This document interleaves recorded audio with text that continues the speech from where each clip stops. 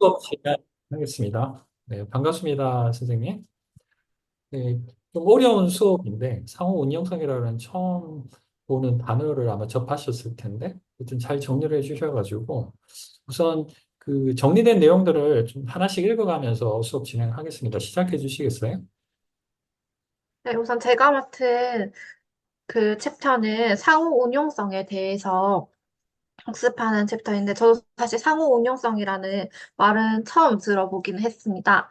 근데 그 교재에서 설명하기로는 학습 환경과 시스템, 데이터, 그리고 개인이 생애 전반에 걸쳐서 경험하는,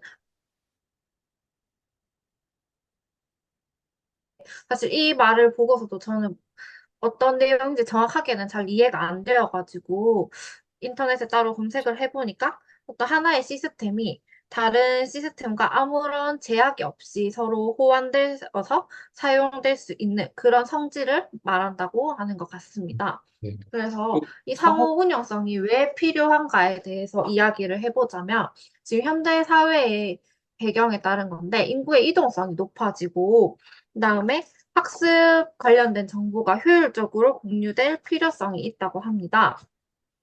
그래서 이 개인이 학습의 연속성을 유지해 가려고 하면은 이 고품질의 학습 경험 데이터를 서로 다른 조직 간에 원활하게 공유를 해야 됩니다. 그래서 미래의 학습 생태계 개념을 달성하기 위해서는 이런 데이터들을 교환을 해야 되고, 결국에 이것을 교환하고 관리하는 그 핵심은 국제적으로 인정된 기술 사양이나 어떤 표준화된 그런 상호 운영성이 되어야지만 이렇게 서로 데이터가 교환 가능하다라는 것 같습니다.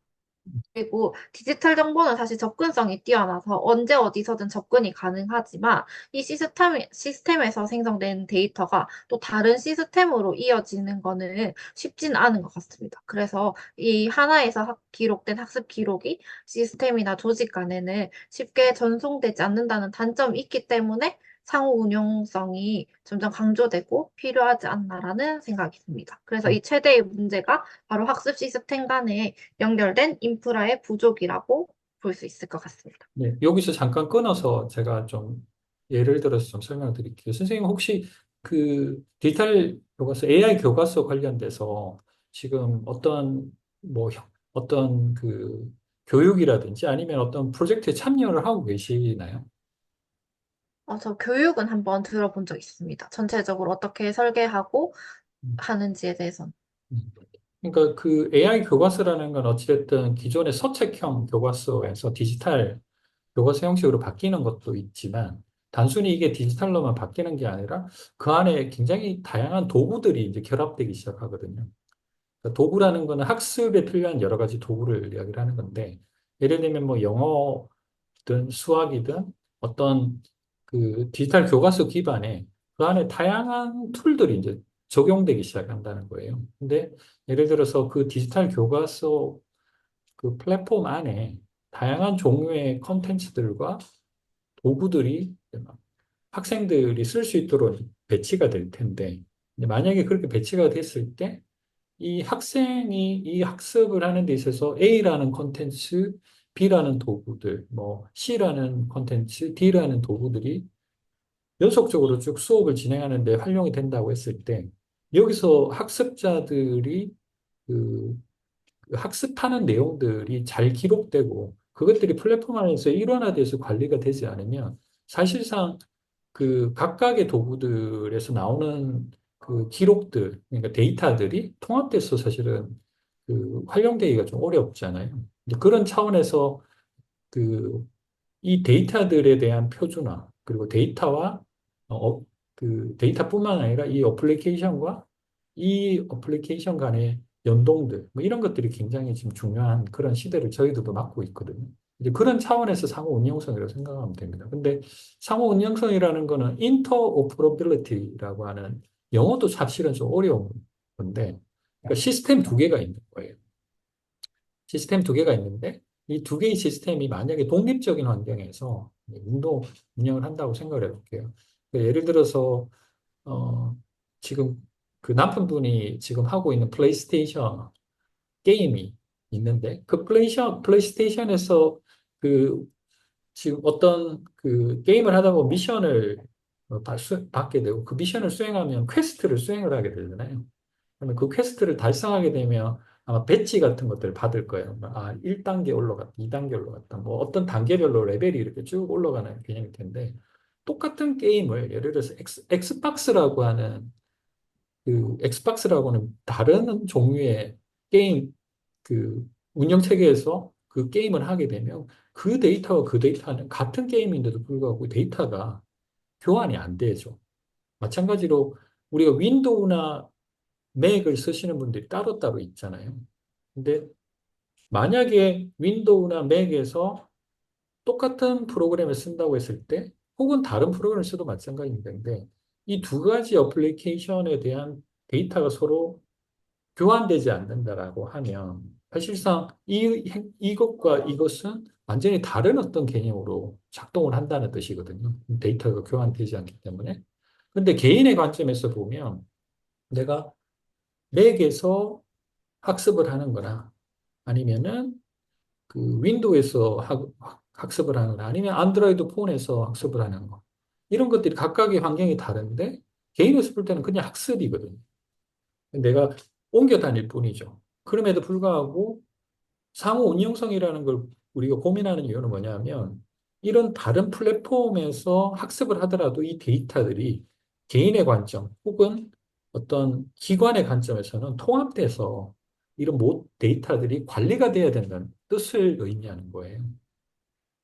그래서 지금 여기서 나와 있는 것처럼 현대사회 자체가 계속 연결성들이 높아지고 있죠.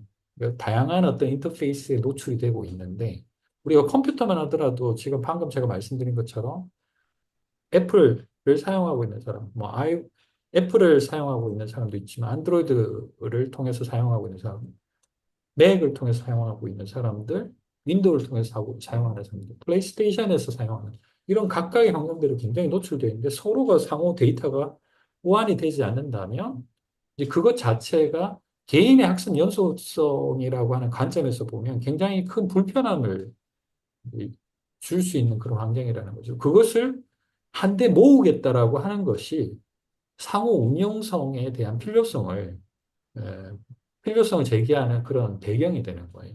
그래서 이런 것들이 지금은 우리는 지금 이런 고민을 많이 하고 있지는 않죠. 선생님조차도 아마 학교에서 이런 고민을 거의 안 하고 계실 거예요. 근데 이런 걸 고민하는 사람들이 따로 있는 거예요. 그러니까 바로 이제 지금 표준화 기구라고 해서 국제적으로 그런 이런 표준들, 아까 이야기한 상호 운영성과 관련돼 있는 고민을 하는 별도의 연구 조직들이 따로 있어요. 그리고 국가별로 대표 선수들이 있어서 그 대표 선수들이 매년 모여서 이런 것들을 맨날 논의를 하고 국제 표준을 만들고 있는 그런 상황이에요. 그래서 그 사람들이 결국엔 지향하는 것이 뭐냐 하면 내가 이 시스템, 저 시스템을 개인 차원에서 여러 가지 시스템을 쓰고는 있지만 결국은 이 데이터를 한 곳에 모아서 개인의 입장에서는 평생교육이라고 하는 입장에서 이 데이터가 개인의 관점에 쌓일 수 있도록 만들어 주려고 하는 그런 노력들이 계속 진행되고 있다는 뜻입니다. 그래서 그런 측면에서 그것을 하나로 묶는 말이 인터오퍼러빌리티, 상호 운용성이라는 말이거든요. 좀 이해가 되시나요? 그래서 이런 인프라들을 만드는 것이 지금 우리가 해결해야 될 가장 큰 숙제 중에 하나다라고 지금 이제 이야기를 하고 있는 겁니다. 뒤로 좀 넘어가서 진행을 해볼까요? 네.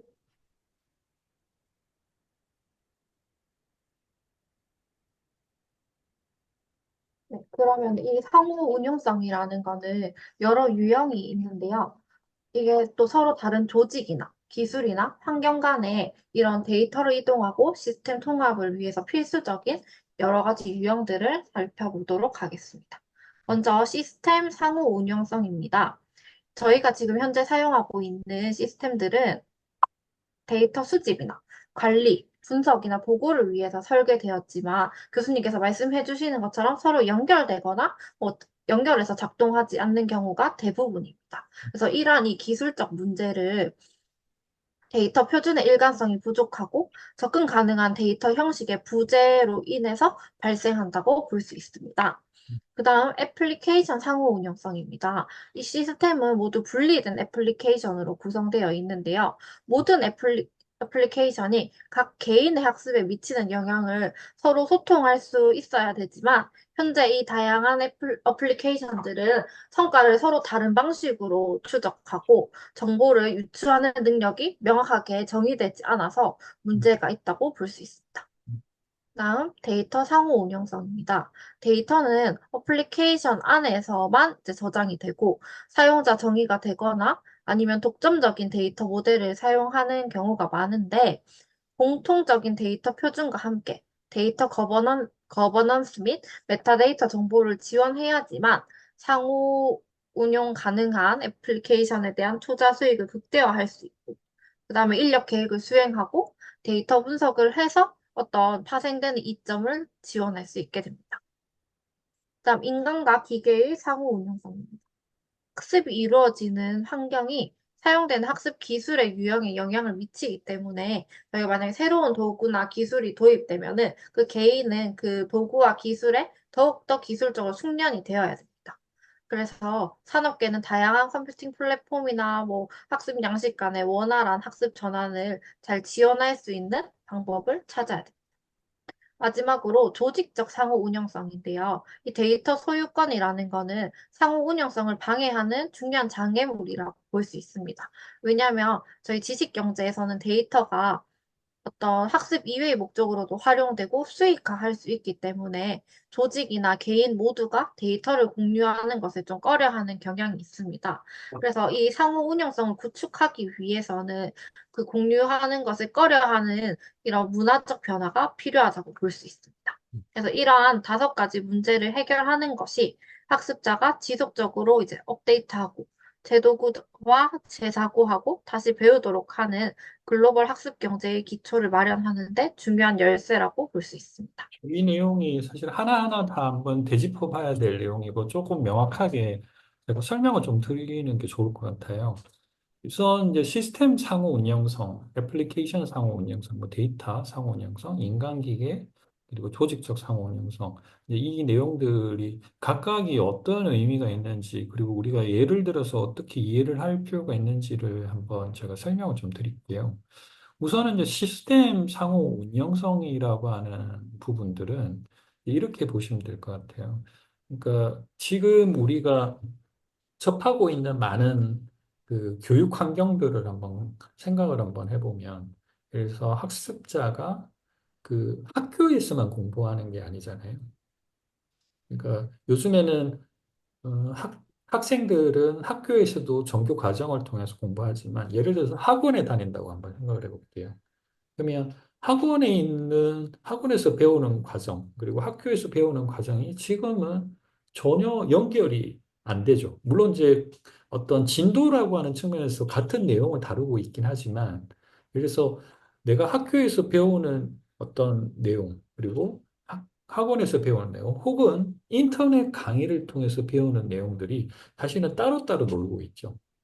그래서 이런 것들이 하나의 시스템이라고 보게 되면, 물론 이거는 디지털 환경에서의 시스템은 아니고 오프라인이라고 하는 측면에서의 시스템이라고 볼 수 있는데, 이것들이 데이터가 서로 개인의 관점에서 볼 때는 각각의 그 데이터들이 어떤 방식이든지 그 안에 그 발생이 되고 있거든요. 예를 들면 학교는 뭐 시험이라는 과정, 그리고 과제, 그리고 수업 진행, 뭐 이런 거에 대한 관리들을 하고 있잖아요. 출석도 있고, 뭐 과제 평가도 있고, 그리고 시험 점수, 뭐 이런 것들이 관리되고 있고, 학원은 학원대로 그런 것들을 또 관리하고 있고, 온라인은 온라인대로 지금 관리하고 있는데, 사실은 이런 식의 개념들이 전혀 그 서로 이 시스템 간이 개인 관점에서 이 데이터들이 서로 연계성들을 전혀 맺고 있지 않다라는 걸 이야기를 하는 겁니다. 근데 여기서 시스템이라는 건 조금 더 좁은 의미에서 디지털 환경에서도 동일하다라는 뜻입니다. 예를 들어서 그 유튜브 수강을 해서 인터넷으로 강의를 하거나, 아니면은 선생님이 지도하는 어떤 뭐 별도의 어떤 온라인 강의 플랫폼이 있거나, 뭐 이런 것들이 있을 때 이런 것들에 대한 그 시스템 환경 자체 안에서 각각의 별도의 시스템에서 이 데이터를 따로따로 관리하기 때문에 이런 것들이 서로 연결이 안 되고 있다라는 이야기를 하고 있는 겁니다. 그러니까 학생들은 이미 다양한 시스템에 접촉을 하고 있죠. 그리고 연결이 되어 있는 상태에서 많은 학습 활동들을 진행을 하고 있지만 개인의 관점에서 이 데이터들이 통합되어 있지 않다라는 측면에서 시스템 상호 운영성이라는 것들을 이야기하는 겁니다. 네. 그 애플리케이션 상호 운영성은 같은 시스템 내에서 다른 애플리케이션끼리의 상호 운영성을 이야기하는 거예요. 그러니까 예를 들면 우리가 윈도우라든지 아니면 웹 환경에서 우리가 어떤 수업을 듣는데 그 수업을 듣는 데 있어서 다양한 어플리케이션들이 있을 수 있죠. 그러니까 뭐 컨텐츠도 다를 수 있고 어플리케이션이 여러 가지가 있죠. 학습자 입장에서 봤을 때는 같은 시스템 안에 존재하는 시스템인데 이 시스템과 저 시스템, 이 어플리케이션과 이 어플리케이션 간의 데이터 호환이 안 된다라고 하면 이것도 마찬가지로 개인의 입장에서의 학습 연속성이라는 측면에서 데이터가 일관되게 관리가 안 될 수 있다라는 부분 때문에 애플리케이션 간의 상호 운영성도 되게 중요하죠. 이걸 직접적으로 하나 예를 들면은 이제 플레이스테이션을 이제 예를 들어서 플레이스테이션 안에는 다양한 게임들이 있죠. 이제 물론 이제 돈을 주고 사야 되고, 뭐 어떤 내가 그 A라고 하는 그 게임을 하고 있다가 B라고 하는 게임을 이제 하면서 왔다 갔다 한다고 이제 생각을 해볼게요. 그러면 A라고 하는 그 플레이스테이션에서의 게임을 할 때 어떤 미션을 수행하면서 그 퀘스트를 수행하면서 달성되는 어떤 그 목표가 있을 것 같고, 그리고 B라는 게임을 통해서 달성되는 것들이 플레이스테이션에서는 굉장히 일목요연하게 관리가 되거든요. 이 유저 입장에서 나는 어떤 게임은 어느 미션까지 달성을 했고, B라는 게임에서는 어느 미션까지 달성했다라는 건 개인의 관점에서 굉장히 잘 정리된 관점, 정리된 상태로 보여줘요. 그걸 가지고 또 랭킹도 뭐 게이머들끼리 비교할 수 있게도 하고 뭐 여러 가지 그런 데이터들을 제공을 하는데 학습 환경도 동일하거든요. 그러니까 학습 환경도 우리가 마치 플레이스테이션이나 엑스박스처럼 사용자가 이 애플리케이션을 쓰느냐, B 애플리케이션을 쓰느냐에 따라서 개인의 관점에서 일목요연하게 그 데이터들을 관리할 수 있다고 하면 내가 수학은 2단계, 이 정도까지 단계가 갔고 영어는 2단계까지 갔어. 근데 수학 안에서도 뭐 미분적분은 이 정도 단계까지 갔고 뭐 수열은 이 정도까지 갔고 뭐 이런 것들을 다른 어플리케이션 안에서도 비교해서 볼 수 있도록 해주는 그런 통합된 환경이 필요한데 그걸 바로 애플리케이션 상호 운영성이라고 하는 거예요. 그러니까 시스템이 하나의 통합되어 있고 그 안에 다양한 어플리케이션이 존재를 할 때 그 애플리케이션 간에도 어떤 데이터들이 개인의 관점에서 일목요연하게 관리돼야 된다는 뜻으로 이야기를 하시면 되고요. 또 데이터의 상호 운영성이라는 측면에서는 이런 겁니다. 그러니까 같은 그 데이터 상호 운영성이라는 건 조금 더 디테일하게 이제 들어가야 되는 부분인데 예를 들면은 학습자가 그 학습을 하는 데 있어서 다양한 그 학습 활동들이 있죠. 예를 들면은 동영상을 이제 수강하는 그런 뭐 아니면 선생님이 준비한 파워포인트 같은 자료들을 하나씩 넘기면서 수업하는 뭐 이런 것도 있고 또 하나는 적극적으로 내가 개입을 해서 과제를 작성을 하고 과제를 제출하는 거 그리고 평가 같은 것들을 선생님이 제시를 하면 그 평가에 대해서 답하고 이제 성적을 받는 뭐 이런 것들이 어떻게 보면 학교에서 일반적으로 이루어지는 학습 활동들인데 예를 들어서 A라고 하는 어플리케이션 안에서도 과제가 있고 평가가 있다고 칠게요. 그리고 B라고 하는 어플리케이션 안에서도 과제가 있고 평가가 있는데 그 과제끼리 예를 들어서 데이터 교환이 안 된다라고 하면 또 개인의 관점에서는 과제라고 하는 관점에서 이 과제와 이 과제가 별도로 과제가 있을 리가 없는데 같은 과제로 묶어서 데이터를 관리하는 걸 훨씬 더 시스템 관점에서 또 그렇고 개인의 관점에서 도움이 될 거잖아요. 그런 어떤 관점에서 어떤 학습 활동이라고 하는 측면에서 데이터를 서로 통합해서 같이 관리할 수 있도록 하겠다라는 그런 의지가 있는 거예요. 근데 이게 왜 최근 들어서 굉장히 중요한 화두가 되고 있냐면 지금 디지털 국가에서도 지금 아마 굉장히 이 부분에서 큰 골머리를 앓고 있더라고요. 제가 이제 이걸 연구하시는 데이터 표준에 관련된 그 연구하시는 분들에서 지금 그 어떤 연구를 하고 있는지를 제가 그 가끔씩 관찰을 하는 역할을 하고 있거든요. 그래서 평가도 제가 같이 들어가서 이렇게 보고 있는데 그분들은 데이터를 어떻게 표준화할 것인지 굉장히 고민해요. 그렇게 되면은 이 표준이 만들어지면 어떻게 되냐면 이 데이터 표준이 하나 만들어지면 예를 들어서 A라고 하는 학습 도구를 만든 업체가 있으면 그 데이터를 학습자가 수강을 했을 때 발생되는 데이터를 이 표준화된 포맷에 맞춰줘야 돼요. 그래서 그 표준에 따라서 데이터를 맞추지 않으면 아예 안 되도록 설계를 하는 거예요, 시스템 자체에서. 기존에는 어떻게 했냐면 A라고 하는 어플리케이션은 A 나름대로의 그 표준들을 따로 만들어서 그냥 자기네 기업 안에서만 이걸 이해할 수 있는 형식으로 데이터를 관리를 했는데, 이제는 B 업체와 A 업체가 같은 방식으로 데이터가 관리되도록 표준화시키는 작업들을 현재 디지털 교과서 안에서 지금 하고 있다는 뜻이거든요. 그러면은 모든 업체가 여기에 맞춘다는 뜻이에요. 그러면은 뭐 비상에서 만든 교과서든 아니면 천재에서 만든 교과서든 학습 활동을 어딘 하게 되면 그 학습 활동에 대한 데이터가 데이터 상호 표준 운용성에 따라서 표준화된 데이터로 모인다는 뜻이에요. 그러면 그 모인 가지고 뭘 할까요? 결국에는 인공지능을 돌려서 학습 분석하겠다는 거예요. 뜻이거든요. 그래서 이 친구가 이런 성향을 가지고 있구나. 그리고 이 친구한테는 그 다음에는 어떤 학습을 추천해 줘야겠구나. 이런 것들을 자동화시키겠다. 인공지능이 이해할 수 있는 수준으로 데이터를 표준화시키는 것이 지금은 굉장히 중요한 그 화두가 되어 있다는 거죠. 그런 측면에서 데이터 상호 운영도 되게 중요한 부분이죠. 네 번째, 인간 기계 상호 운영성은 이거는 이렇게 보시면 될 것 같습니다. 제가 앞선 그 강의에서도 몇 번 이야기를 했는데 어르신들이 지금 맥도날드 가서 주문을 못 하시잖아요. 키오스크 때문에. 옛날에는 말로 뭐 주세요, 뭐 주세요 했는데 지금은 키오스크 안에서 버튼을 눌러야 되는데 나이 든 분들은 사실은 그 인터페이스가 굉장히 어려운 거거든요.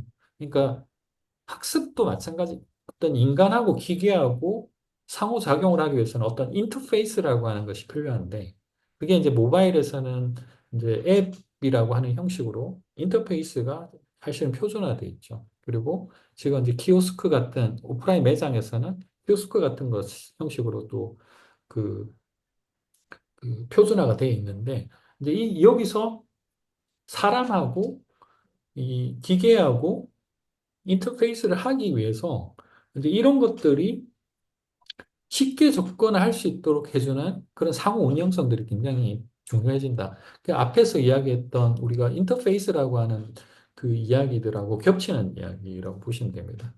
그리고 이제 다섯 번째 조직적 상호 운영성이라는 건 이제 이런 거죠. 요즘 뭐 교과서 지금 디지털 교과서 이야기할 때도 굉장히 이게 큰 화두인데, 그러니까 어떤 학습자들이 어, 그 수업을 하면 그 학습 결과 데이터들이 이게 계속 남을 텐데 이걸 최소한으로 개인정보가 노출되지 않는 방식으로 데이터를 계속 관리하려고 해요.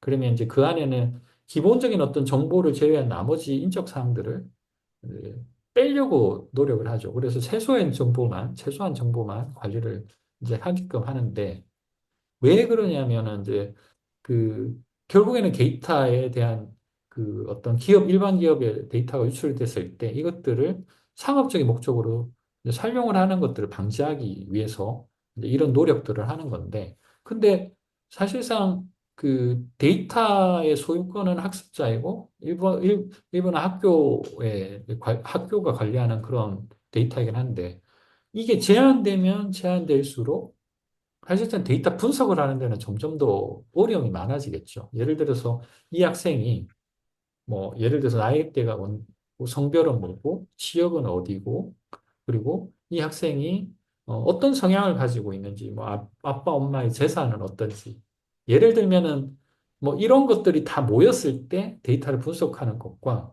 그냥 단순한 어떤 이름 정보와 이메일 정보가 있을 때 분석하는 거에 대한 분석의 결과는 완전히 달라질 거예요. 근데 이제 물론 데이터의 어떤 그 정보 보호라고 하는 측면에서 개인의 정보들은 소중하게 관리가 돼야 되지만 우리가 전체적인 사회적인 어떤 이점을 생각을 할 때는 데이터가 다양하면 다양할수록 분석하고 이것들을 훨씬 더 개인화되어 있는 방식으로 학습 분석을 하기에는 훨씬 더 좋다라는 거죠. 제가 이걸 옹호하는 게 아니라 이런 개념들이 사회적으로 학생에 대해서 어느 정도 이해가 데이터에 대한 어떤 그 데이터 보안이 좀 더 그 완화가 되면 완화될수록 훨씬 다양한 측면에서 데이터 분석이 가능하다라는 측면을 지금 여기서 강조를 하고 있는 거예요.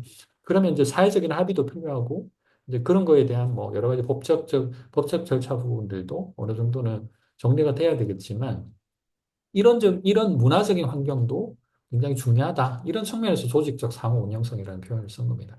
그러니까 앞서 있는 세 가지는 약간 기술적인 이야기라면 이제 두 번째, 세 번째는 약간 문화적인 그런 이야기라고 그냥 보시면 될 것 같아요. 근데 여기서는 이제 이런 다섯 가지의 상호 운영성들이 굉장히 중요하다. 네, 그런 것들을 먼저 짚고 그 뒤에 이야기들을 이제 하고 있는 거죠. 진도를 좀 나가볼까요? 좀 혹시 여기서 좀 질문 뭐 사항은 없을까요? 네, 없습니다. 네, 알겠습니다. 넘어가시죠. 네. 그래서 이렇게 상호 운용성의 유형을 살펴봤는데, 이 상호 운용성이 중요한 이유에 대해서 한번 보도록 하겠습니다. 이 미래의 상호 운용성은 그 다양한 학습 데이터를 활용해서 수직이 요구에 맞춘 플레이 방식을 통해서 학습 기술을 쉽게 관리할 수 있게 한다는 그런 중요성이라고 했는데, 플러그 앤 플레이가 저는 뭔지 잘 몰라서 일단 찾아보니까 네. 시스템을 설치를 하면은 저희가 뭐 별도의 설정을 하지 않고 사용 가능한 방식이라고 합니다. 그래서 이 상호 운용성이라는 게 어떤 뭐 설치가 되면 바로 그냥 이용을 할 수 있게 하는 게 아닌가라고 이제 저 생각을 해봤습니다. 음, 데이터 분석을 통해서 이 학습자가 학습을 하는데 여정을 최적화할 수 있고, 또 이거는 그 HR 관점에서 조직이 인재 관리 목표를 달성을 하는데 도움을 준다고 앞으로 이제 그 내용에서도 계속 나오게 됩니다. 네. 즉, 이 상호 운용성이라는 거는 조직이 다양한 학습 기술을 더 쉽게 관리하고 지원할 수 있도록 도와주기 때문에 중요하다고 이제 이야기를 하고 있는 것 같습니다. 플러그 인 플레이가 조금 어려운 용어긴 한데 우리가 실제 이 지금 현재 우리가 지금 그 수업하고 있는 그 우리 LMS 지금 쓰고 있잖아요. 그 안에 이제 뭐 여러 가지 어떤 학습 도구들이 지금 들어가 있는데 지금 우리가 하고 있는 거는 그중에 줌이라고 하는 것들을 지금 쓰고 있죠. 그래서 학습 도구가 이제 원래 이 LMS라고 하는 시스템에 포함되어 있는 기능은 아니죠. 근데 우리는 간단하게 버튼 한 번만 딱 눌렀는데 줌이 뜨잖아요. 이걸 플러그 인 플레이라고 해요. 그러니까 외부에 내가 이런 시스템이 이렇게 있는데 원래 이 기능 안에는 그 기능은 없는데 외부에 있는 어떤 시스템을 여기서 가져와서 마치 이 안에 있었던 시스템처럼 활용할 수 있도록 해주는 개념 자체를 플러그 앤 플레이라고 해요. 그래서 지금도 우리가 줌이라고 하는 이 화상의 시스템이 플러그 인 플레이가 되어 있는 상태라고 보시면 돼요. 그래서 지금 우리가 수업하는 이 결과, 그러니까 선생님하고 저하고 이제 수업을 하잖아요. 그러면 이 결과 자체가 수업의 어떤 출석도 관리할 수 있도록 데이터가 연동이 되게 돼 있어요. 그래서 예를 들어서 우리가 다 모였을 때 수업을 줌으로 한번 했었잖아요. 그때 어떤 분이 언제 들어왔고 언제 나갔는지를 이 LMS에서 그 데이터를 관리를 할 수 있게끔 줌 시스템이 그 데이터를 보내줘요. 그렇게 연결이 돼 있는 거고. 이것도 일종의 플러그 앤 플레이 방식으로 상호 운영성들이 지금 되어 있는 상태입니다. 그러니까 상호 운영성들이 연결되어서 데이터들을 주고받을 수 있게끔 되어 있다고 생각하시면 돼요. 그러니까 반대로 보면 줌은 선생님은 버튼 한 번만 딱 눌렀는데 줌에서 선생님이 누군지를 알고 있어요. 선생님이 학번은 뭐고 그리고 이름은 뭐고 하는 것들 줌이 알고 있죠. 그리고 그 정보를 다시 LMS로 보내주니까 선생님이 언제 들어왔고 언제 나갔다라는 것 자체를 우리가 LMS 안에서 다 볼 수가 있는 거죠. 그래서 나중에 수업 끝나고 나면 그 선생님이 지금 여기에 들어왔다라는 결과 자체가 출석 여부하고 연결돼 있어서 그 데이터가 모든 관리가 되게끔 되어 있는 거죠. 그러니까 상호 운영성은 이런 식으로 굉장히 학습 기술을 편리하게 만들어주는 역할을 해요. 만약에 이런 것들이 불가능하다 그러면 어떻게 할 거예요? 그래서 줌은 줌대로 그냥 띄우고 LMS는 LMS대로 운영을 하고 그러면 줌을 우리가 띄운 상태에서 이 데이터를 제가 일일이 손으로 이 선생님이 언제 들어왔고 그리고 언제까지 결과 남았지 뭐 이런 것들을 예를 들어서 데이터로 받을 수 있거나 아니면 제가 손으로 수기를 써서 다시 LMS 입력을 해야겠죠. 이런 모든 불편함들이 플러그 앤 플레이 상호 운영성이라고 하는 기술이 적용되면서 쉽게 해결이 되는 거예요. 그런 측면에서 이 상호 운영성은 학습 기술을 굉장히 쉽게 편리하게 관리할 수 있도록 해주는 도구의 역할을 하고 있다는 거고요. 또 하나는 제가 줌뿐만 아니라 뭐 예를 들어서 선생님 캔바 같은 거 사용하시나요? 네, 사용은 해봤습니다. 네, 캔바 같은 거 예를 들어서 이것이 LMS에 들어왔다고 생각을 한번 해보세요. 그러면 이제 선생님이 만드는 캔바의 자료를 학습자가 수강을 해. 그러면은 그 수강한 결과를 이 LMS가 그대로 학습자가 누가 선생님이 그 만든 캔바의 수업을 이 친구가 몇 페이지부터 몇 페이지까지 봤다라는 것들이 데이터로 만약에 LMS에서 관리가 될 수 있다면 굉장히 편리할 거잖아요. 선생님 입장에서는 네. 누가 얼마나 봤는지를 캔바에서 확인하는 것이 아니라 캔바에는 그런 기능조차도 없지만 LMS에 이렇게 연결되면서 어떤 학생이 어떤 식으로 이 내 자료를 수업을 받았다라는 것들을 나중에 기록 관리해서 확인만 할 수 있다고 하면 선생님의 입장에서는 엄청나게 편리하게 이런 것들을 활용할 수 있게 되는 거죠. 나중에 뭐 챗GPT든 뭐 아니면 유튜브든 다양한 어떤 학습 활동들, 그 학습 도구들이 선생님 LMS에 그냥 연결만 돼 있는데도 그 데이터들이 일목요연하게 선생님이 나중에 평가할 수 있는 데이터로 활용될 수 있다라고 하면 이거 자체가 주는 혜택은 굉장히 큰 거죠. 근데 그런 측면에서 상호 운영성이 굉장히 중요하다 이렇게 표현을 하고 있는 겁니다. 음, 네, 다음으로 좀 넘어가 볼까요? 네.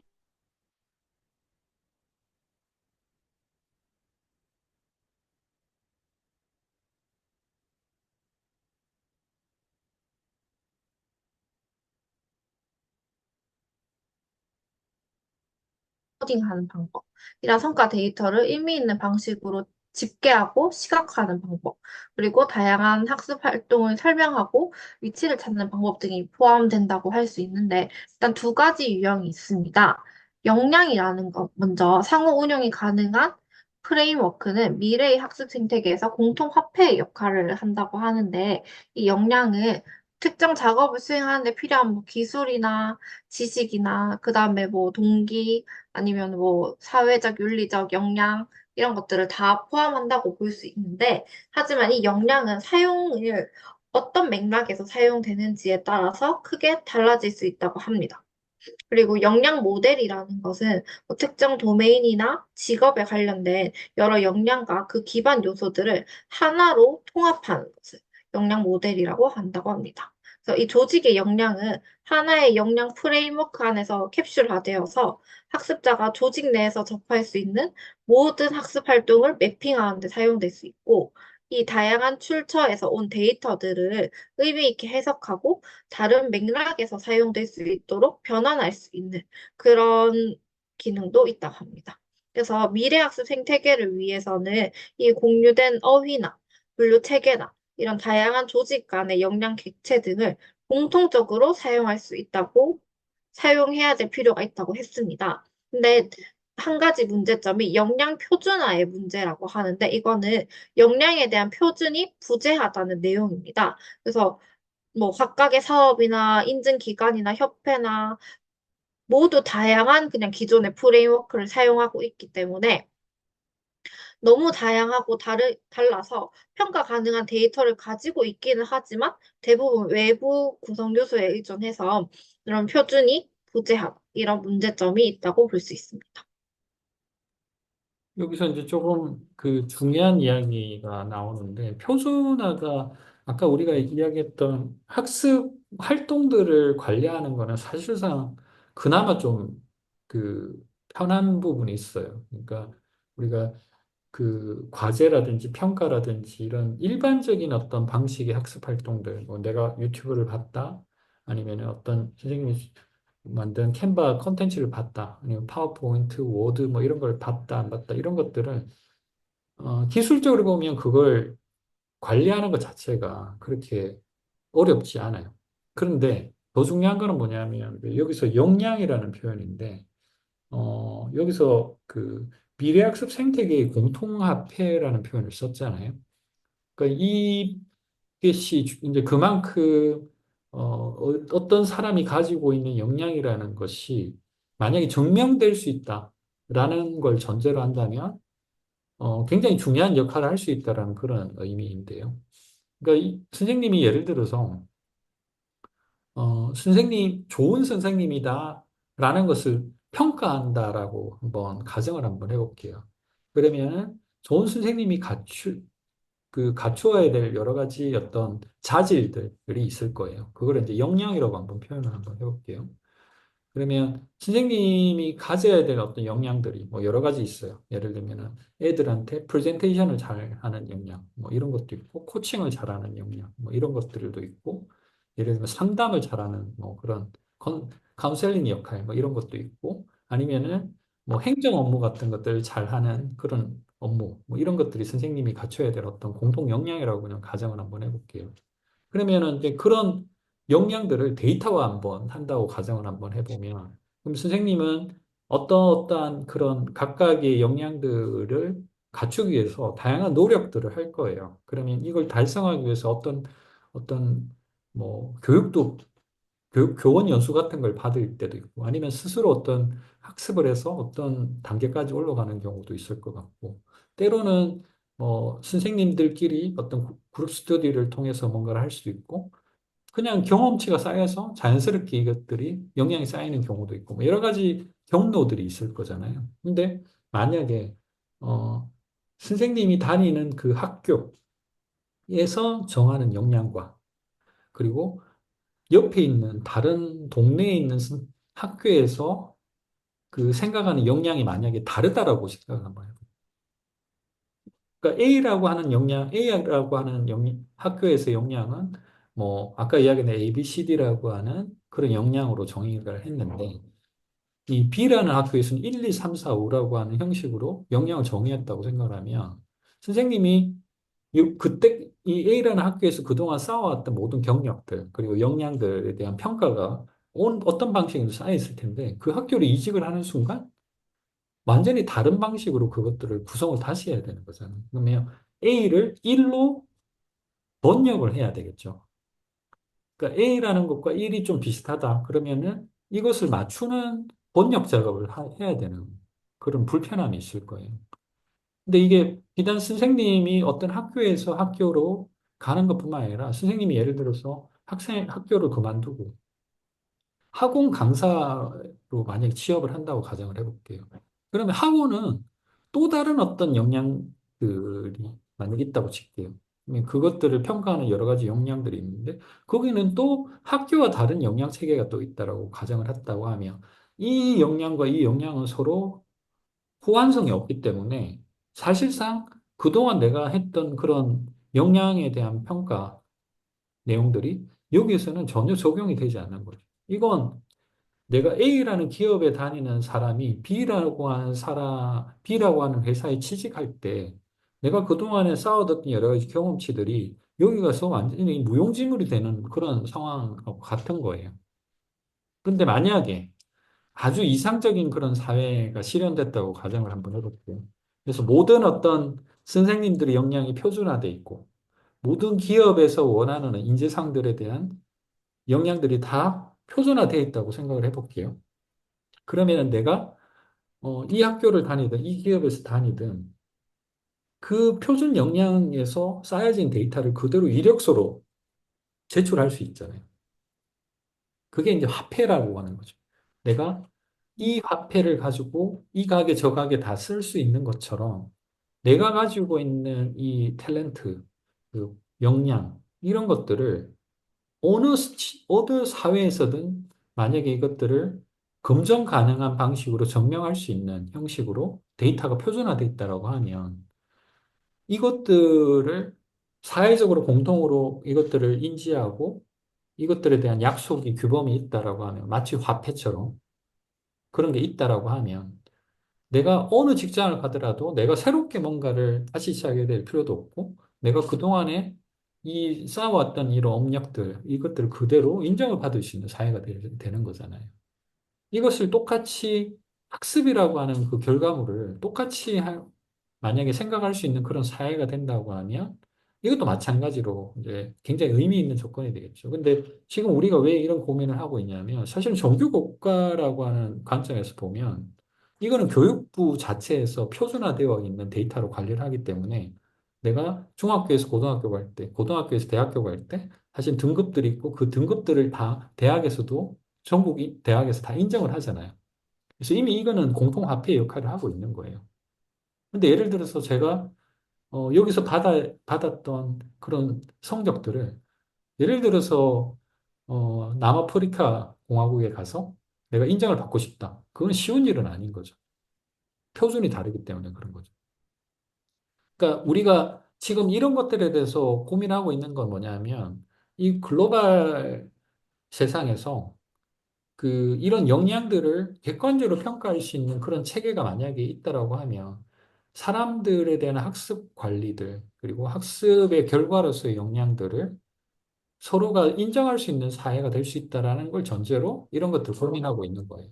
적어도 국가 안에서는 그런 것들이 가능하면 훨씬 더 지역사회에서 의미 있는 성과들이 달성이 되겠죠. 근데 지금 이런 것들을 디지털 교과서라든지 점점 디지털화되고 있고, 그리고 개방되어 있는 시스템으로 사회가 변화되면서 점점 더 이런 거에 대한 요구가 점점 더 늘어날 거예요. 근데 그런 측면에서 역량에 대한 표준화가 굉장히 중요하다. 이런 것들을 여기서 강조를 하고 있는 겁니다.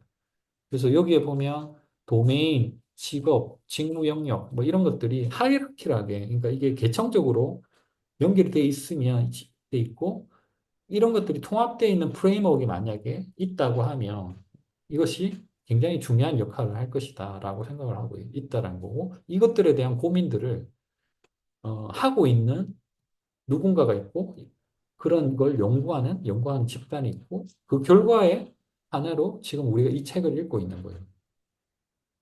이해가 되시나요? 네. 네. 그렇지만 여기서 이제 말씀하신 것처럼 쉬운 건 아니죠.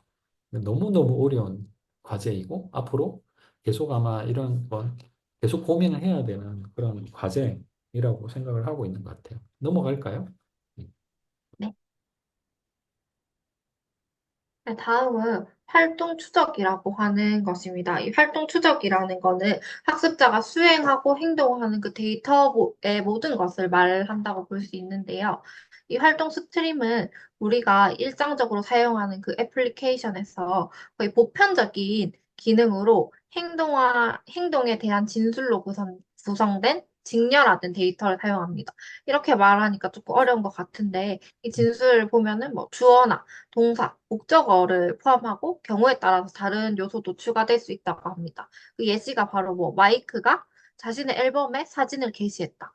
이렇게 그냥 구성되는 데이터를 말하고 있습니다. 이 활동 스트림의 목표는 뭐냐면 활동에 대한 데이터를 인간 친화적인 형식으로 제공을 하는 동시에 기계가 처리할 수 있는 형식을 제공하는 것이라고 볼 수 있습니다. 이런 동사와 같은 용어는 시스템 간의 공통된 어휘를 사용해야 하고, 그렇지 않으면 이 데이터는 의미론적 상호 운용성을 결여하게 되어서 유용성이 사라지게 된다고 볼 수 있습니다. 이게 지금 현재 디지털 교과서에서 많은 교수님들이 지금 고민하고 있는 내용이에요. 예를 들면은, 우리가 책을 본다, 이북을 본다, 유튜브를 본다, 그리고 뭐, 선생님이 제출한 그 과제물을 본다. 뭐 이런 것들이 보다라고 하는 동사가 하나 있잖아요. 그러니까 이게 예를 들어서 그 동사를 뭐 view라고 하든 뭐 watch를 하든 동사가 만약에 정해져 있다고 하면 그 행동 자체에 대한 동사를 우리가 표준화시킬 수 있겠죠. 그래서 그런 것들을 정해 놓는 거예요. 그리고 예를 들어서 완료를 했다. 그러면 내가 유튜브를 다 봤다. 과제를 다 제출했다. 그리고 평가를 다 봤다.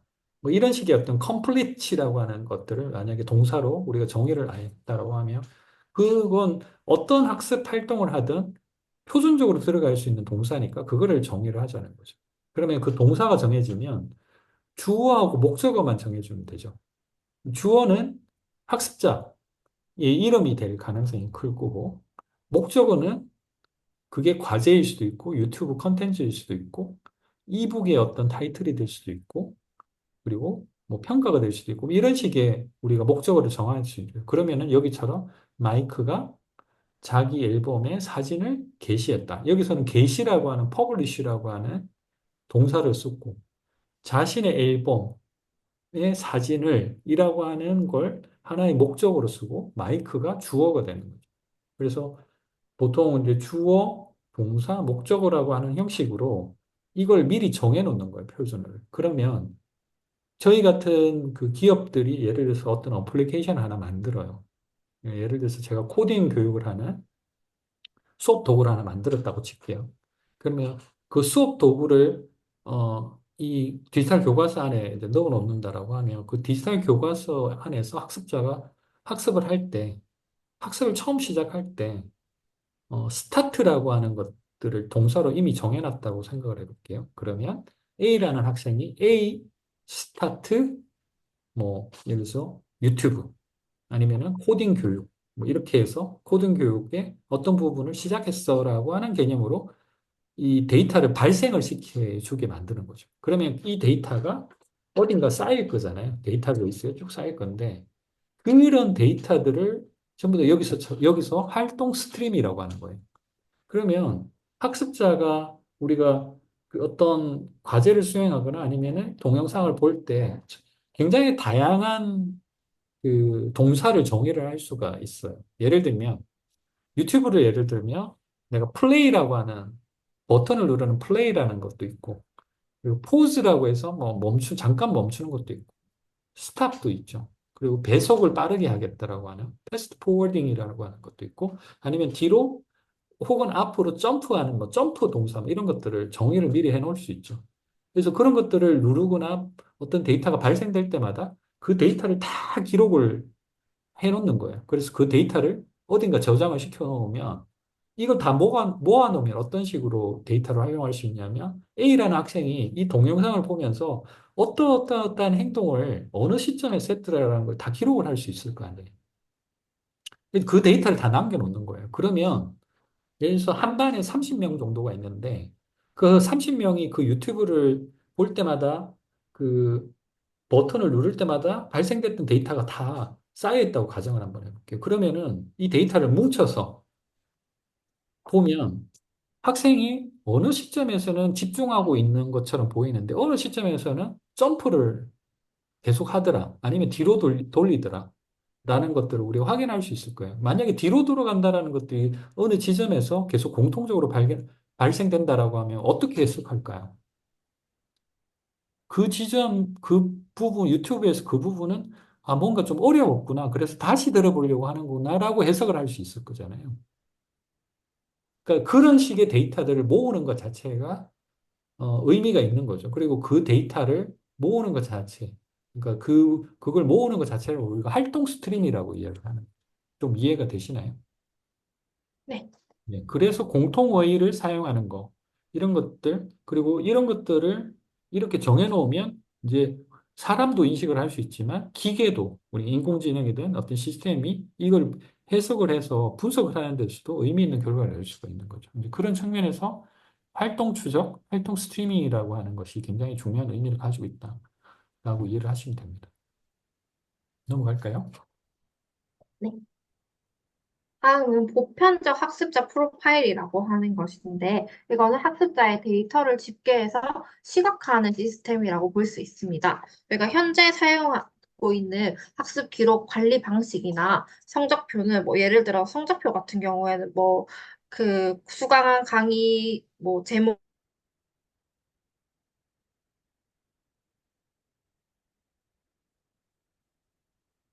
학습자에 대한 정보가 제한적일 수 있고, 그리고 만약에 제가 새로운 업무를 받았을 때 매뉴얼을 보고 습득하는 것도 있지만, 실제로 업무를 추진을 하면서 제가 습득하게 되는 것도 있는데, 이런 거를 비공식적인 학습 경험이라고 볼 수 있습니다. 그래서 학습자에 대한 정보를 좀 포괄적으로 하고, 비공식적인 학습 경험도 포함해서 학습자와 조직이 이 역량을 습득해서 얼마나 진전했는지, 이거를 확인을 해서 새로운 계획을 세울 수 있는 동적인 도구로 변화가 필요하다고 합니다.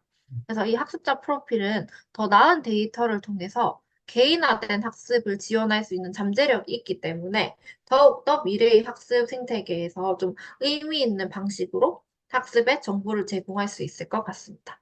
그래서 미래의 학습자 프로필은 아까 말씀드렸던 것 같이 제한된 것이 아니라 비공식적인 학습 경험까지 모두 포함할 수 있는 좀 광범위한 정보를 포함을 해야 되고, 또 학습자의 뭐 강점이나 그 다음에 과거에 성공했던 학습 개입 유형이나 뭐 필요성 이런 정보도 포함될 수 있고, 이 학습자에 대한 정보는 한 번 입력이 되거나 뭐 모여져서 멈추는 게 아니라 시간에 따라서 계속 최신 상태로 업데이트를 할 수 있도록 그렇게 해야 된다고 합니다. 이게 이제 대시보드 생각하시면 될 것 같아요. 혹시 선생님 대시보드라는 말은 이해하고 계시죠?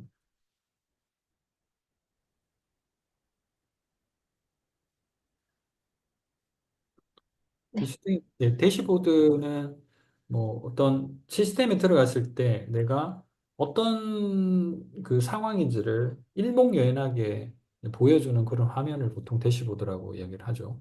근데 그게 지금 여기서 이야기하는 보편적 학습자 프로파일이라고 하는 형식으로 이제 표현을 하고 있는 건데, 근데 예를 들면은 이제 시스템에서 수집할 수 있는 것과 시스템에서 수집이 어려운 부분을 두 가지로 이제 크게 나눌 수 있는 것 같아요.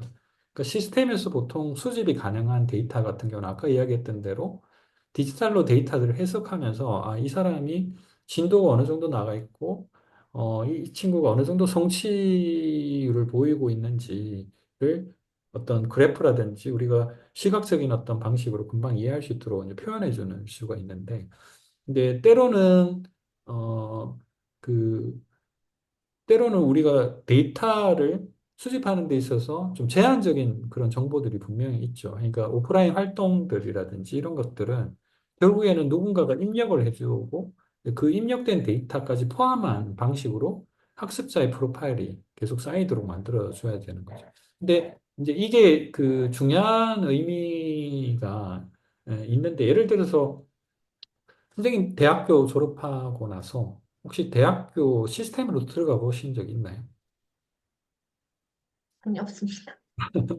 들어갈 일이 일단 없죠.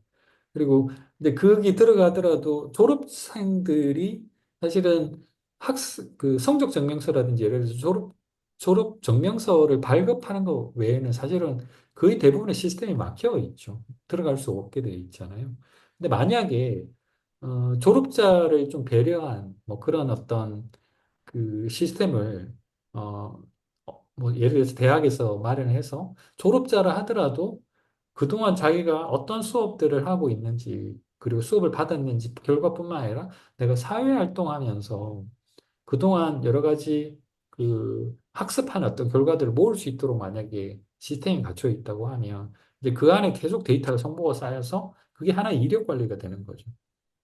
이제 그런 관점으로 관리가 가능한데, 사실은 우리 지금 현재 우리 사회에서는 그런 어떤 개인의 관점에서 내가 초등학교부터 시작해서 뭐 대학교까지 혹은 그 이후에 내가 어 그 어떤 직업인으로서의 삶을 살면서 그 평생 교육자로서 평생 교육을 받는 교육자로서 이것들을 일목요연하게 내 전체 생애 교육 관리들을 해주는 그런 플랫폼이 우리는 없어요.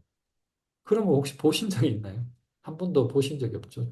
초등학교는 초등학교대로, 중학교는 중학교대로, 뭐, 따로 데이터가 있을 수는 있지만, 이걸 내 전생에 걸쳐서 내가 어떤 식의 수업 과정을 거쳤는지를 일목요연하게 볼 수 있는 것이 만약에 존재할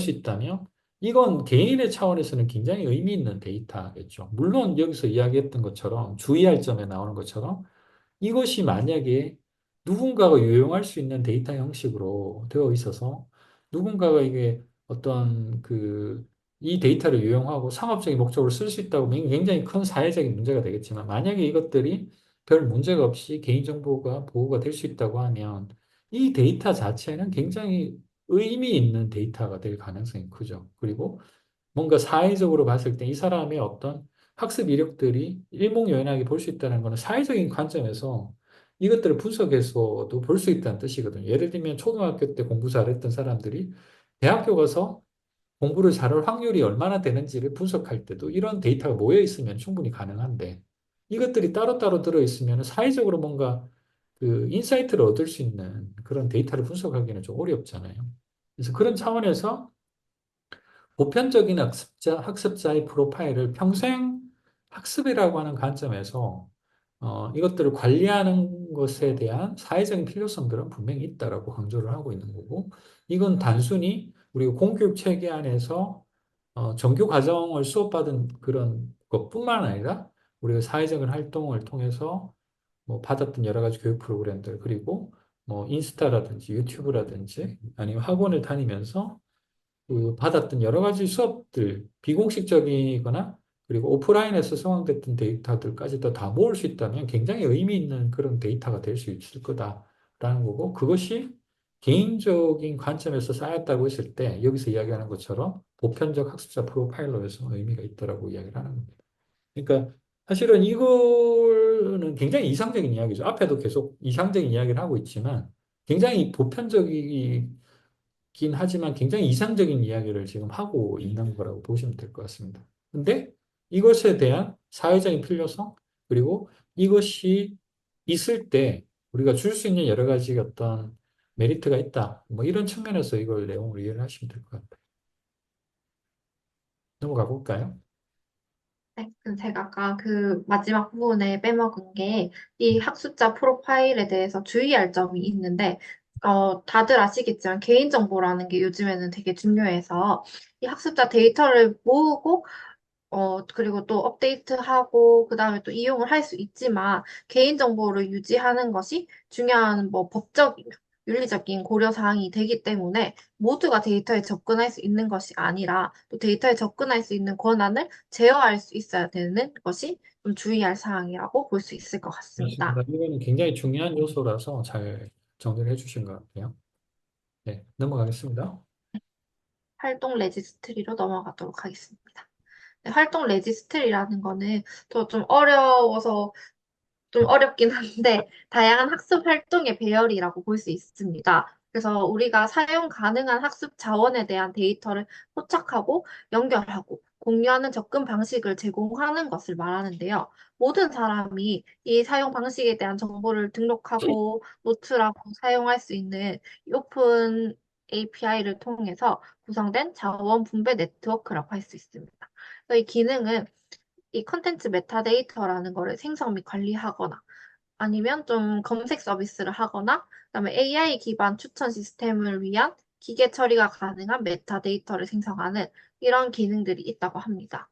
그래서 이 사용 데이터와 제3자 분석 데이터가 자원을 발견하고 또 어떤 학습 자원이 효과적인지 이해하는 데 유용하다고 볼 수 있습니다. 네, 이게 이제 간단하게 이야기 드리면 아까 그 디지털 교과서 안에 다양한 수업 도구들이 아마 지금 들어올 거예요. 그러면 그 수업 도구들이 각각의 학습 활동들이 이제 있을 텐데 그 수업 도구들 자체를 등록하는 기능이 필요할 거잖아요. 그러니까 어떤 수업 도구는 A라고 하는 이름을 가지고 수학 부분에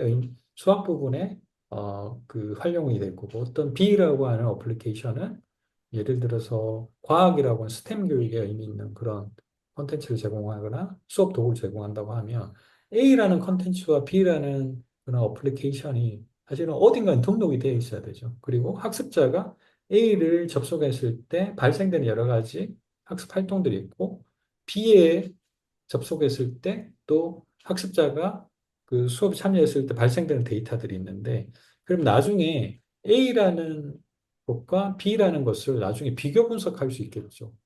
그러니까 A의 접속률이 높았고 B를 통해서 합숙한 결과가 예를 들어서 A가 훨씬 더 월등했다라고 하면 A보다는 아니, B보다는 A 어플리케이션을 앞으로 활용하는 것이 훨씬 더 유리하다라고 평가를 할 수 있을 거잖아요. 근데 그런 차원에서 이 학습 활동을 한다라는 것 자체에 대한 이, 이 학습 활동 애플리케이션 자체를 등록하는 것. 이것이 이제 중요한데, 이거를 쉽게 설명하면 우리 폰을 혹시 뭐 쓰고 계시나요? 삼성 쓰고 계시나요? 아니면은 저는 애플, 아이폰 쓰고 있어요. 네, 아이폰, 여성분이라서 아이폰을 쓰시는 거예요. 그럼 앱스토어에 들어가면 어플리케이션이 쭉 나오잖아요. 그러면 그 어플리케이션이 있고 그 어플리케이션이 인기가 얼마나 많고 다운로드는 어떻게 돼 있고 뭐 이런 것들을 다 볼 수 있잖아요. 근데 네. 그것을 우리가 학습 레지스트리라고 보면 돼요. 그런 도구들이 등록이 어딘가에 돼 있는데 여기서는 활동 레지스트리를 그냥 앱스토어라고 생각하시면 돼요. 그래서 그것을 하나씩 클릭을 해볼 수 있도록 어딘가는 데이터가 이렇게 관리가 되게 되죠. 그러면 여기에 등록하는 과정도 있고, 그리고 뭐 예를 들면 이게 유료다. 그러면 돈을 내고 주고받는 뭐 수수료를 얼마 빼고 뭐 이런 것들에 대한 관리를 어딘가 해야 되는데 이걸 학습이라고 하는 것으로 이제 전환을 시켜보면 디지털 교과서라고 하는 AI 교과서라고 하는 이런 거대한 플랫폼을 우리가 앱스토어라고 생각을 하면 그 안에 들어가는 컨텐츠들이라든지 그 학습 도구들을 그냥 앱이라고 생각하시면 돼요. 그래서 그 앱을 관리하는 그것 자체를 활동 레지스트리라고 그냥 표현하시는 거 이해를 하시면 아마 쉽게 이해할 수 있을 겁니다.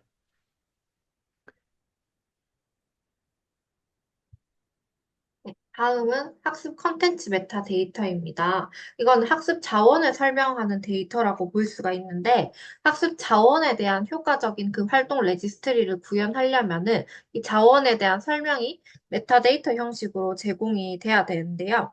이미 다양한 메타데이터 형식이 존재하고 있고, 메타데이터는 학습 자원의 뭐 출처나 사용 목적, 교육과의 뭐 연관성, 이렇게 다양한 특성을 설명하는 데 사용되고 있습니다.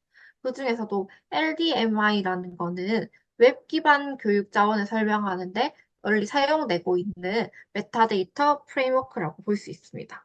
그래서 학습 자원이 학습에 사용될 때 중요한 속성들을 정의해서 교육 컨텐츠를 출판하거나 큐레이션하는 모든 사람이 이 자신이 다루는 자원에 대해서 교육 관련 메타데이터를 제공할 수 있는 방법으로 이거는 이 메타데이터가 주요 검색 엔진에 의해서 인식될 수 있게 되었고 학습 자원의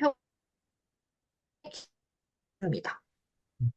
여기서 이제 지금 단어가 LDMI가 아니라 LRMI예요. 어, 그 Learning 죄송합니다. Reduce Metadata Initiative예요.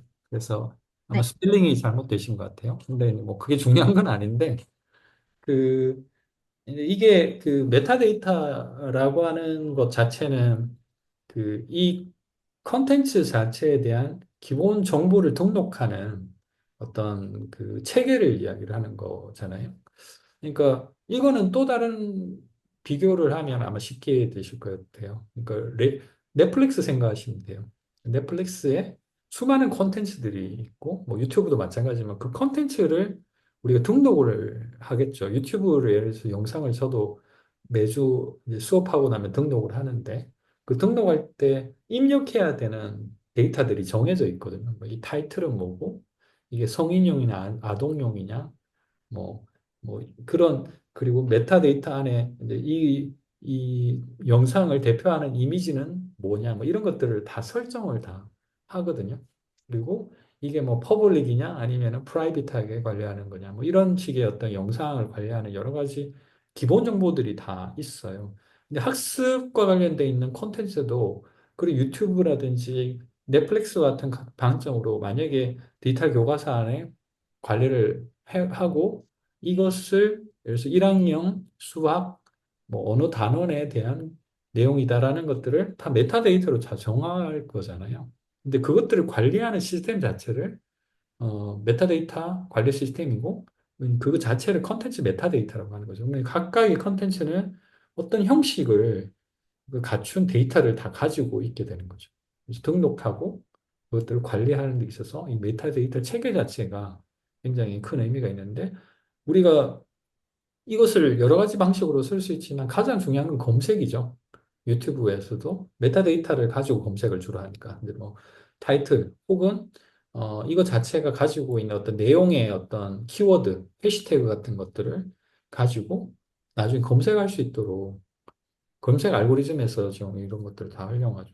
근데 그것뿐만 아니라 이 메타데이터 속성들을 잘 활용하면 검색 외에도 다른 방식으로 이것들을 카테고리화 시킨다거나 하는 데도 굉장히 중요한 의미를 갖죠. 예를 들면 수학의 어떤 단원, 뭐 4학년에 해당되는 수학 과정, 뭐 그게 뭐 제가 잘 모르지만 음수가 있다. 그러면 그 음수와 관련돼 있는 것들을 그 메타데이터를 이미 넣어놓으면 음수와 관련된 것들만 쭉 카테고리를 시켜가지고 우리가 좀 관리를 할 수 있게 되는 것도 이런 메타데이터가 있기 때문이거든요. 그래서 그 컨텐츠 관련된 메타데이터는 학습 자원을 관리하는 데 있어서 굉장히 중요한 역할을 한다.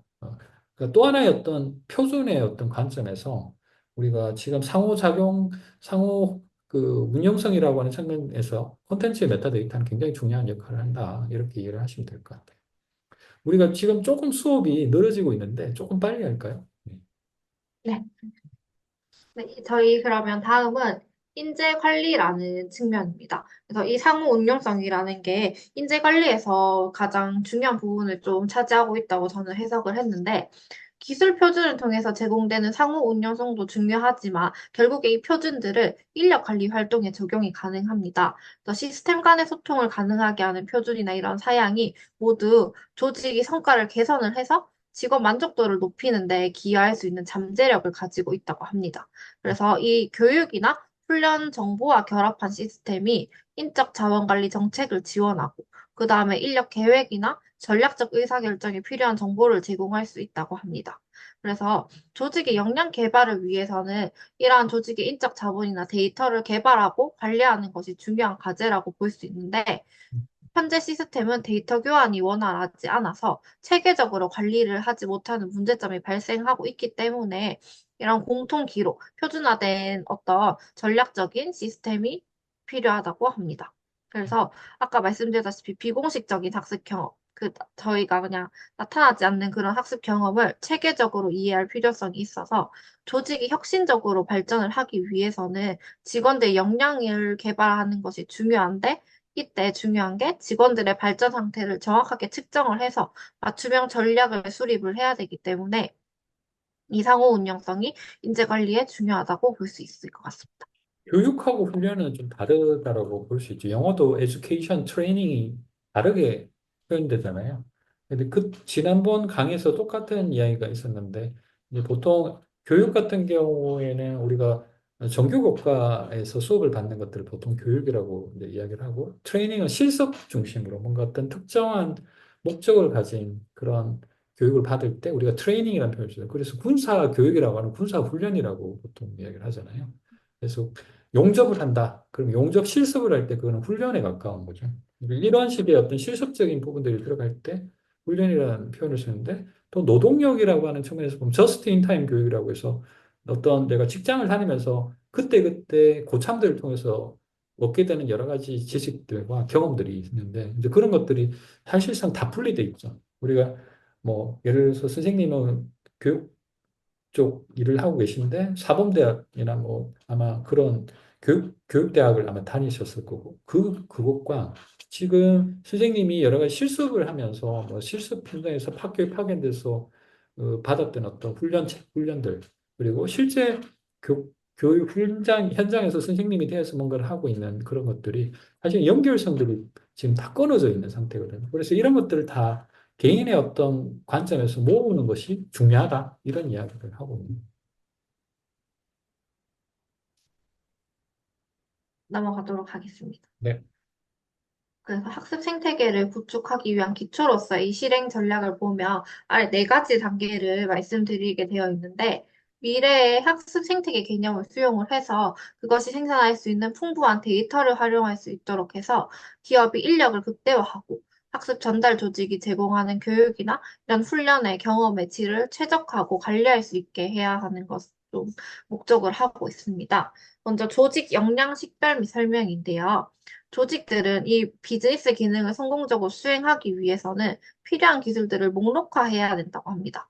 그래서 조직 내 각 역할을 일방적으로 뭐 경력, 그다음에 수반되는 학습 궤적을 포함해서 직원이 해당 직무를 효과적으로 수행하기 위해서 필요한 지식이나 기술 태도, 기타 요인이 포함된다고 볼 수 있습니다.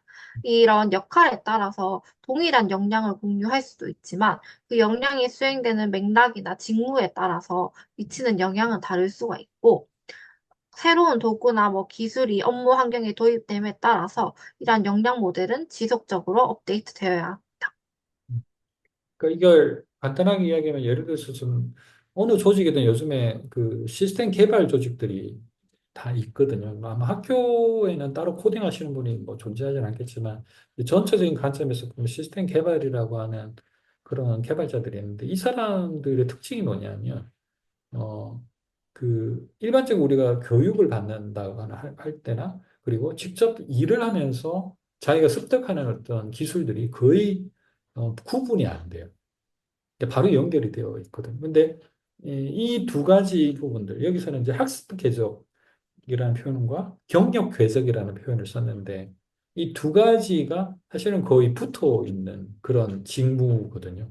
근데 선생님들도 아마 그런 것들이 있을 것 같긴 한데, 예를 들어서 교원 연수 프로그램을 통해서 어떤 그 배우는 어떤 학습 궤적이 별도로 있을 거고, 그리고 선생님으로서 학교 내에서 일을 하면서 배우는 그런 또 경력 궤적이라는 게 따로 있을 거예요. 그러니까 이 학습 경력과 경력 궤적이라고 하는 부분들이 결국에는 이 직무라고 하는 그런 관점에서, 역량이라고 하는 관점에서는 사실은 다 포함이 되어야 되는 내용들이 있는데, 이것들이 별개로 이제 운영이 되고 별개의 개념처럼 운영이 되고 있죠.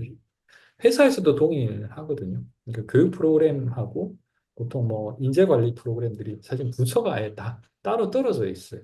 그래서 이런 것들이 사실은 이런 문화적인 어떤 전통들이 그대로 개성이 되면서 유지가 되고 있는데 이제 이런 것들을 이제 개인의 어떤 역량 관점, 조직의 역량 관점에서 통합을 해야 된다는 거죠. 왜냐하면 어떤 조직의 관점에서 볼 때는 이 사람이 가지고 있는 경력이나 아니면 그동안 받았던 이 사람의 교육 프로그램 이런 것들이 다 하나의 어떤 역량이라고 하는 이 사람을 평가하거나 조직의 역량을 평가하는데 다 중요한 요소가 이제 되기 때문에 이런 것들을 연결시켜서 관리를 해야 된다는 거죠. 이게 지금 계속 그 상호 운영성이라고 한 측면에서 지금 우리가 뭔가를 놓치고 있다는 것들을 계속 지적을 하고 있는 거예요. 이것들이 없기 때문에 인터오퍼러빌리티라고 하는 측면에서 데이터 관리가 잘 안 되고 있다. 이야기를 계속 하고 있는 거죠.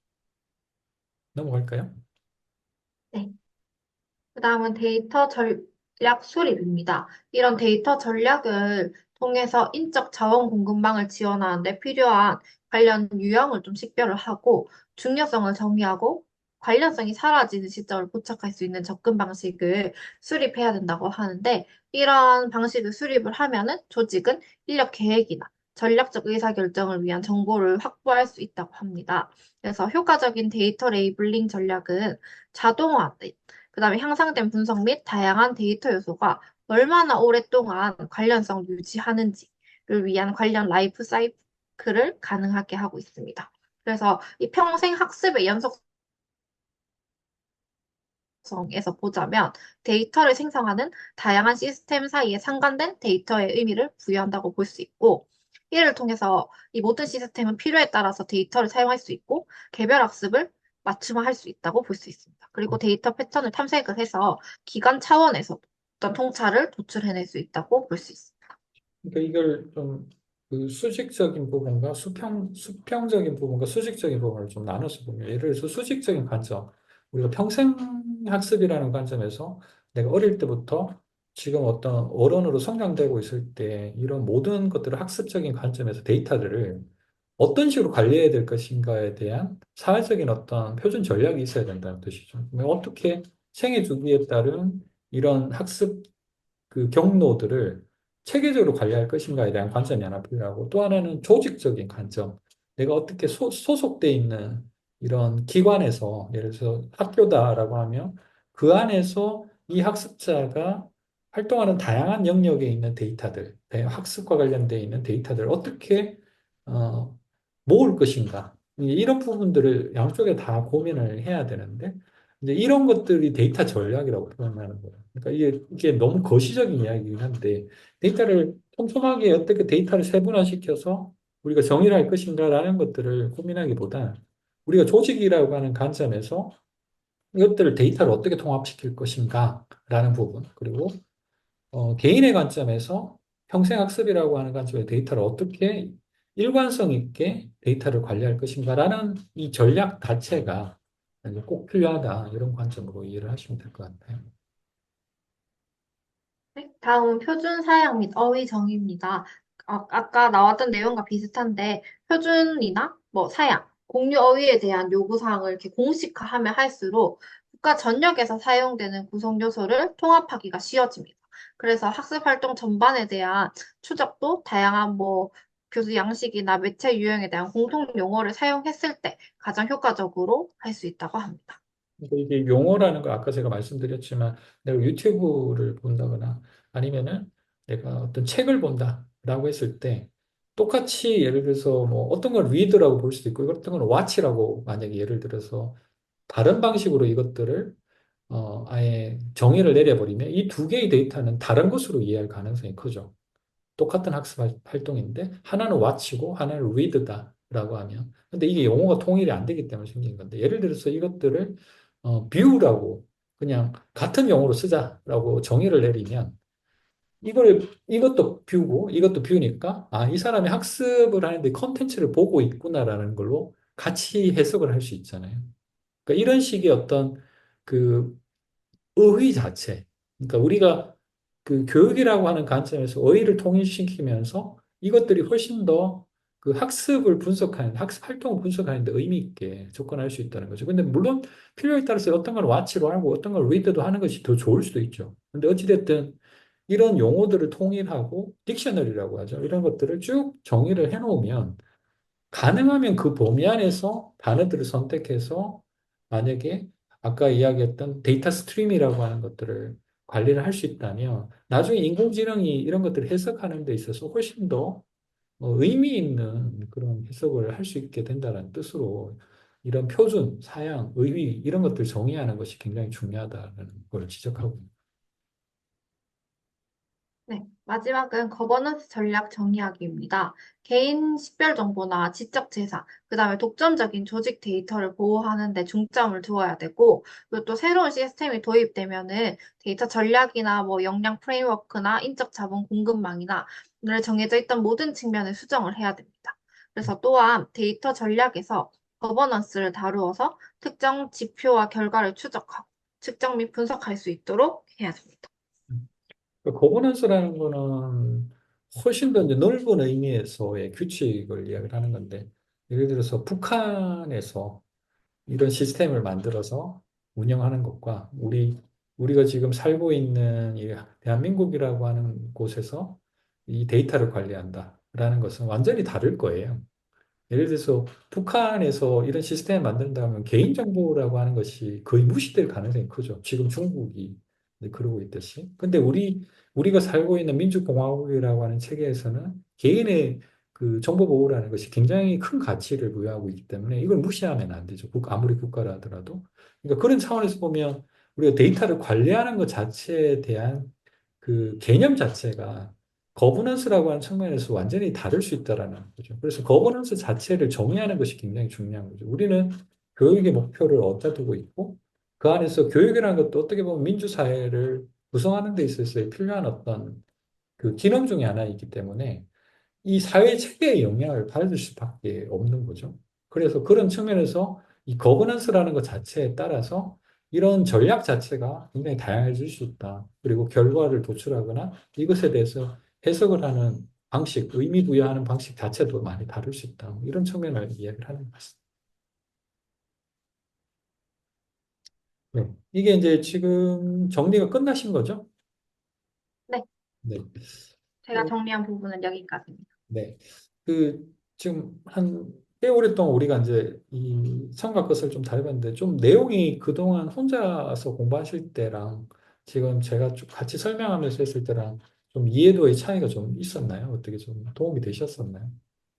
네, 근데 저 혼자서 이제 상호 운용성에 대해서 저 계속 이해 안 돼서 챗GPT한테도 계속 물어보고 했는데, 그러니까 저 혼자 그냥 생각하기에는, 아, 그냥 좀 데이터들이 좀 서로 연결이 되어서 통합적으로 관리하자, 이런 의미인 것 같다라고 그냥 좀 전체적으로 생각을 했었는데, 좀 자세하게 풀어서 이해를 해주시고, 그리고 좀 디지털 교과서랑도 연관 지어서 설명을 해주시니까 좀 바로바로 이해가 됐고, 그 제가 좀 디지털 교과서 좋다고 생각한 부분이 대시보드로 학생들의 정보를 좀 통합적으로 관리할 수 있고, 그리고 그냥 제가 막연하게 뭐 이 학생은 이 정도 수준이야 라고 생각하는 게 아니라 정확하게 좀 지표가 나타나서 좋았다고 생각을 하는데, 그 부분과 좀 관련되어서 상호 운용성이 되게 의미가 있구나라는 걸 알게 돼서 네, 좋았습니다. 그 제가 이제 좀 이 안에서 좀 강조를 하고 싶은 부분이 이제 상호 운영성이라는 걸 이제 보면서 우리가 그 기존에 관습적으로 가졌던 어떤 생각들이 많이 바뀔 수 있는 그런 그 개념이다라는 생각을 했어요. 왜냐하면 그동안에는 우리가 그 학교의 어떤 그 학교에서 관리하는 것들 대부분 다 결과 중심적이었거든요. 그러니까 무슨 이야기냐면 학습자가 어떻게 공부했냐라는 것이 중요한 게 아니라 이 학습자가 어떤 성적을 거두고 있냐, 어떤 정도의 상대적으로 위치를 차지하고 있냐, 이 부분이 사실은 굉장히 중요했던 그 교육 체계에서 살았던 거. 그리고 그동안 이제 우리가 그런 체계 안에서 교육을 받았었잖아요. 근데 우리가 디지털 교과서라든지 아니면은 이런 이상적인 플랫폼이 만약에 잘 구현되어 있는 사회에서 우리가 살고 있다라고 하면 이 학습을 바라보는 것이 단순히 결과가 아니라 그 과정 자체, 이 학습자가 어떤 경로로 여기까지 달성이 됐는지를 실제로 관심 있게 볼 수 있는 그런 어떤 사회가 될 거라는 생각이 드는 거예요. 그러니까 우리가 디지털화해서 어떤 이런 개방적인 어떤 세상에 살게 되고, 그리고 이런 어떤 평생학습 체계 안에서 이런 상호 운영성들이 완벽하게 보장이 될 수 있는 사회에서 우리가 누릴 수 있는 그런 혜택은 뭘까라고 저는 결론적으로 이야기를 하자면, 근데 결과 중심적인 교육 체계가 아니라 과정 중심적이고 경도 중심적인 그런 교육 체계가 만들어질 거다라는 것이 좀 제가 갖는 어떤 기대인 거예요. 그래서 물론 이제 이런 것들을 실제로 달성하기 위해서는 많은 과정을 거쳐야 되고 아마 시간도 많이 걸릴 것 같고 뭐 제가 이 세상에 있을 때 이런 것들이 구현될 수 있을지는 잘 모르겠지만 언젠가는 만약에 이런 것들이 가능한 시대가 된다고 하면 우리가 교육을 바라보는 관점 자체도 그리고 우리가 어떤 사람을 평가하는 기준 자체도 많이 달라지지 않을까 그런 좀 기대가 있습니다. 근데 그런 이걸 제가 보면서 좀 느꼈다라는 걸 좀 말씀드리고 싶었어요. 네.